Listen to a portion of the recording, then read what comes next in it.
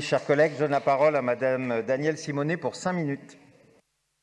Eh bien, moi, j'ai bien l'intention de faire plaisir à Jérôme Glaise et au groupe des écologistes, et donc je vais voter vos amendements. Bon, très sérieusement, sur ces différentes délibérations, je ne vais pas revenir techniquement sur chacune d'entre elles, je vais résumer les choses de la manière suivante. On sait que c'est la crise. C'est une crise terrible, une crise sociale, une crise économique, on n'en est qu'au début. Mais franchement, est-ce que vous pensez que c'est JC2Co, LVMH et Unibail qui sont en train en ce moment de subir la crise? Est-ce que c'est à eux que prioritairement il faut qu'on accorde 40 millions d'euros, en tout cas une partie des 40 millions d'euros du plan d'accompagnement des concessionnaires? Est-ce que c'est ça la priorité? Moi, je ne pense pas, voilà, je ne pense pas, et donc je voterai contre ces délibérations.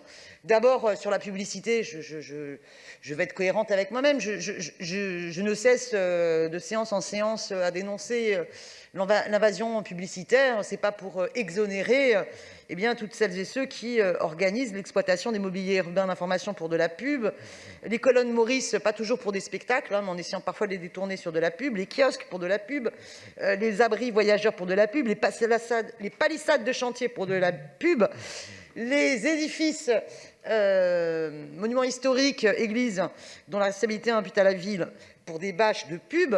Voilà, donc ça suffit. Donc non, oui, c'est difficile. Ils ont une baisse de leur activité de 33%.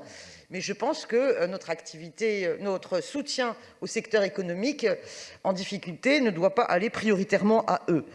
Concernant les exonérations pour les autres concessions, écoutez, je ne pense pas que la Fondation Louis Vuitton, qui dépend du groupe LVMH, le jardin d'acclimatation, ou bien Viparis, le parc des expositions, soient les structures qui dépendent de Unibail, qui soient les plus en difficulté.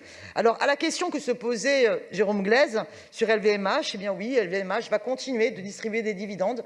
Je crois qu'ils se sont engagés à maintenir, c'est-à-dire eux ne progresseront pas, ils n'en donneront pas plus.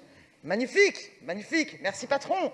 Merci Bernard Arnault, franchement, de cette grande prise en compte de la situation si difficile. Non mais, on a 1 million de pauvres en plus. On a une explosion du nombre d'allocataires du RSA. Les suicides commencent à avoir lieu dans les petits commerces, les bars, les restaurants.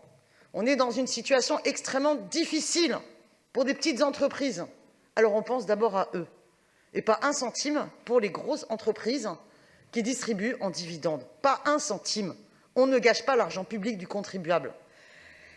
Voilà pourquoi je voterai contre ces délibérations. Je vous remercie. Ah oui, non, et une chose, sur Unibail quand même. Unibail. Franchement, est-ce que vous croyez que Viparis, ils font en plus continuer à y aller, quoi, à les aider? Je vous rappelle quand même les séances de Conseil de Paris précédemment, suite aux révélations de la Chambre régionale des comptes, qui s'étonne quand même que pour 263 millions d'euros, la ville ait indemnisé Viparis dans le cadre du projet de la Tour Triangle pour les indemniser de l'emprise, par ailleurs, de Viparis sur le parc des expositions. Je veux dire, non, pas 1 centime de plus. Voilà. Et la ville s'honorerait à ne pas donner 1 centime de plus.